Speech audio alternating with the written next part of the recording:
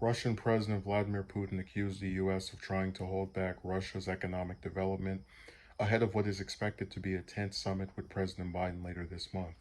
We have no disagreements with the United States. We have only one disagreement. Just let me read that sentence.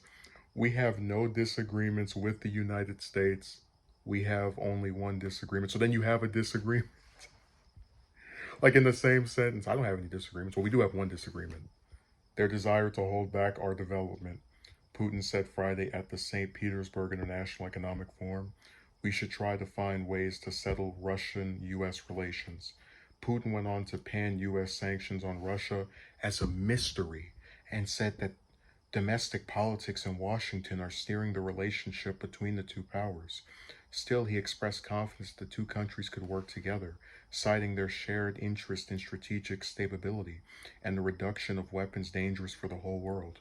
The comments come ahead of a summit with Biden in Geneva on January 16th, during which a slew of topics is expected to be discussed, including climate change, election interference, the proliferation of nuclear weapons, and more. The White House has also said that Biden will advocate on behalf of Ukraine, Russia's neighbor, amid concerns that recent military maneuvers by Moscow previewed an invasion.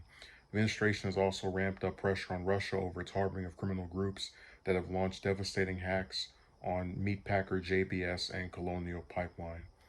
Biden has adopted a stern tone with Russia since taking office, slapping sanctions on Moscow over interference in U.S. elections, cyber attacks, and the poisoning and detention of prominent opposition leader Alexei Navalny. Putin's comments about the U.S.'s alleged hindrance of Russia's development comes as he looks to reverse an economic backslide in Russia as the virus raged in 2020. Russia's economy sunk by 3% last year, leading to a flood of business closures. Putin is also looking to maintain support heading into parliamentary elections slated for September. So, I'm not a fan of sanctions.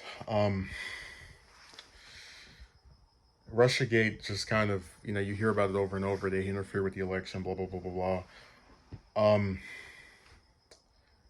I just wish the U.S., like there were a lot of people who said if Hillary was elected, she would have had a war with Russia, and that this was one of the reasons they liked Trump winning instead of her. To me, it just seems like Biden is like, he doesn't know what he wants. Like, oh, I want to meet with you, but I also want to slap sanctions. So I want to have diplomatic relations with you while also sticking. And we already talked about why sanctions are dumb, because it's not going to affect Putin. He's going to keep getting reelected, and the people who are regular civilians are going to end up being screwed out of meals and being having a harder time affording things. It's like, if you really want to do something with this man, have them sign some kind of armistice or peace deal of, we won't interfere with each other's elections, we'll conduct economic relations, something that's concrete other than just let me slap you with sanctions that don't even affect the person it's supposed to go after. And, let me sit here and get upset about detaining an opposition leader as if the United States doesn't jail journalists when they expose their war crimes. God, we always play that like we're the good guys that are doing all these great things for people, and it's so far from the truth. Russiagate is never going away. That thing, we're gonna hear about that story forever. I hope when they have this summit, they actually sit down and, you know, cut the BS. The sanctions aren't going to make Putin suddenly see the glory of working with the US. And